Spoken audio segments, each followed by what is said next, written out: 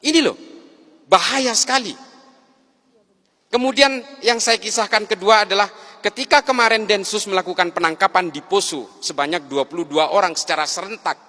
Di semua sekitar Poso, ada Tojo Una-Una, Ampana, dan juga di kota Poso, ada salah satu anak muda yang saya wawancarai, saya interogasi. Umurnya belum genap 17 tahun. Dia ditangkap karena dia ingin melakukan aksi teror, melakukan latihan-latihan militer untuk naik ke Gunung Biru menggantikan kelompoknya Ali Kalora yang sudah dihabisi.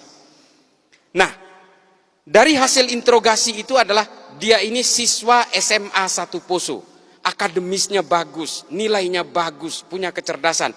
Lalu dia keluar dari sekolah itu, dia berhenti. Karena apa? Dia mendapatkan pemahaman bahwa sekolah ini dibangun oleh negara Togut dengan biaya-biaya dari uang riba. Coba. Ini semua adalah negara riba karena ada kelindan perbankan di sini. Coba bayangin tuh. Ini kasus yang pertama. Kasus yang kedua, ada seorang mahasiswi Gunadarma yang dia meyakini bahwa karena bank itu adalah riba, lalu semua ini menjadi riba, termasuk jalan aspal yang melibatkan bank, gaji pegawai negeri yang melibatkan bank, sehingga menurut dia KTP pun itu adalah benda haram. Sehingga apa?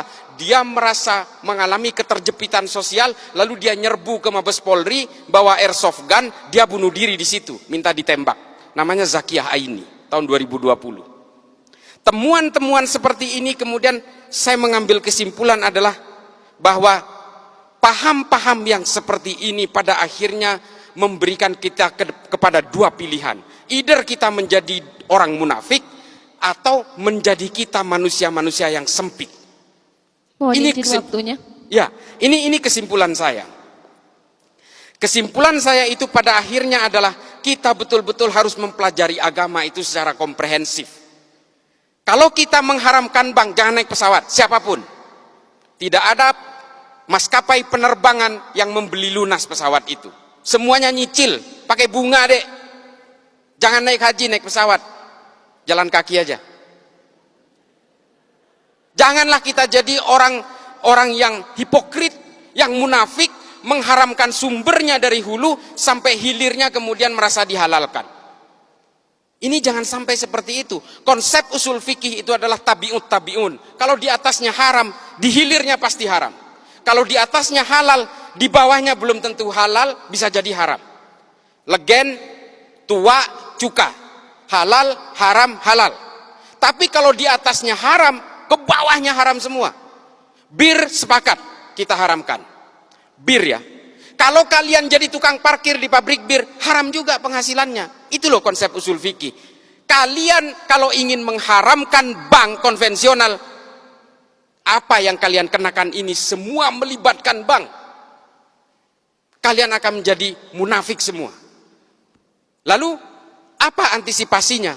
Darul Iftah Majelis Ulama Mesir kemudian menghalalkan bank-bank konvensional ini dengan alasan riba, kita betul-betul mengharamkan itu. Allahu ahallal bai'a wa harrama riba, jelas. Tapi apakah bank konvensional masuk kategori riba? Ini yang diredefinisi ulang. Hukum perbankan itu diharamkan ketika produknya belum ada di abad pertengahan. Ini loh yang perlu redefinisi itu. Yang terakhir adalah pada intinya adalah apapun keyakinan kalian, tafsir kalian, agama kalian, satu kuncinya. Ini yang disebut dengan moderasi beragama. Kalau kalian meyakini bahwa Tuhan itu satu, yang Islam nih, yang Islam. Kalau kalian betul-betul meyakini kul huwallahu ahad, kalian betul-betul menganggap bahwa Islam itu adalah monoteism, termasuk yang beragama lain, maka kita juga harus meyakini bahwa manusia dimanapun dengan agama yang berbeda-beda, dengan Kristen, dengan Hindu dan Buddha, itu pasti diciptakan oleh Tuhan yang sama.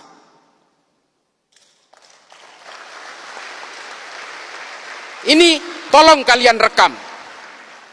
Kalau kalian ini diciptakan oleh Tuhan yang sama, lalu untuk apa kalian itu bertikai dengan keyakinan dan keimanan itu?